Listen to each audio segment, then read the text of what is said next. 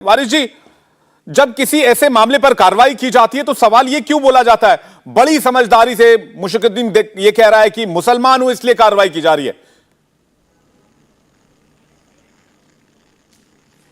देखिए विवेक साहब, सबसे पहले तो मैं ये कहूंगा कि योगी जी उत्तर प्रदेश में लॉ एंड ऑर्डर मेंटेन करने में पूरी तरह से फेल हो चुके हैं।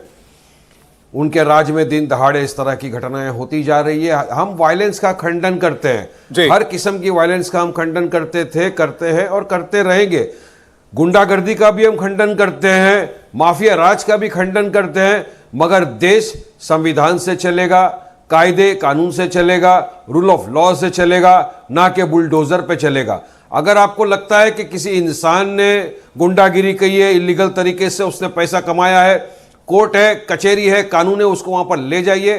कोर्ट जो सजा दे, जो due process of law follow करे, उसके बाद में आप उसके घर को जो करना है आप करिए। फ्रीडम ऐप से सीखकर आपने बकरी पालन शुरू किया है क्या? अगर ऐसा है तो आप अपनी बकरियों को 1 करोड़ फ्रीडम ऐप के जो ग्राहक हैं उनको बिना किसी खर्चे के आप उन्हें बेच सकते हैं। मगर यहां तो कोई सुनवाई नहीं है, सीधे सीधे आप जा रहे हो बुलडोजर लेकर किसी भी के घर को उड़ा देते हो।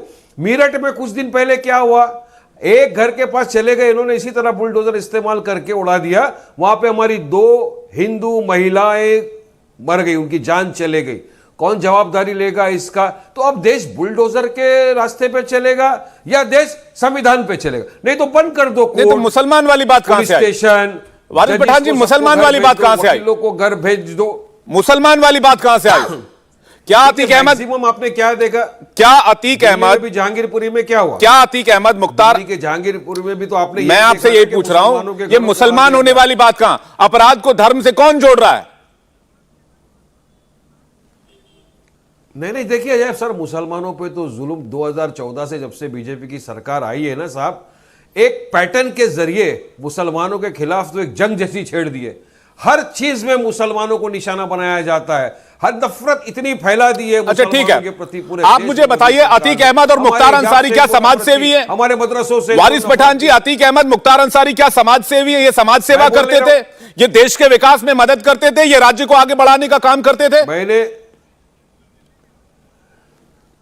मेरे इनिशियल कमेंट में क्या कहा आपने नहीं सुना? मैं वायलेंस के अगेंस्ट हूं, मैं गुंडागर्दी के अगेंस्ट हूं, मैं माफिया राज के अगेंस्ट हूं, मैं कायदे कानून का समर्थक हूं, मैं संविधान को मानने वाला हूं। अगर कोई इस तरह की हरकतें करता है तो कोर्ट का फैसला आएगा, कोर्ट नोटिस देगा, कोर्ट ऑर्डर आदेश देगा, तब आप कार्रवाई करिए। अनिला सिंह जी, तो ऐसा कुछ हो ही नहीं रहा है ना विवेक भाई।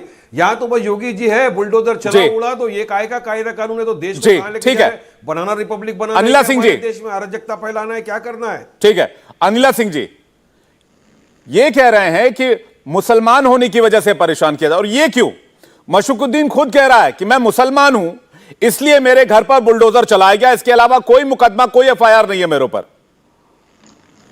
जी, ऐसा है कि इनके जो नेता है ना, वो भी इसी प्रकार की मुकदमेबाजी कर रहे हैं कि क्योंकि वो मुसलमान हैं इसलिए घर पे बुलडोजर चल रहा है। कौन सी पार्टी है ये, और कौन सी पार्टी के कौन से सपोर्टर्स हैं?